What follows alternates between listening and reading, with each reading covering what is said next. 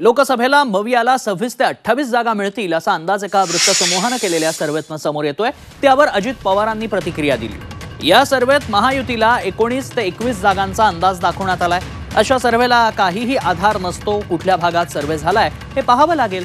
आम्ही तिन्ही पक्ष मिळून काळजी घेऊ अशी प्रतिक्रिया अजितदादांनी दिली आहे। माहिती आहे या सर्वेला काही आधार नसतो। विधानसभेच्या 5 राज्यांच्या निवडणुकीचे सर्वे आपण आठवा आणि निकाल काय झाले ते पण आपण आठवा।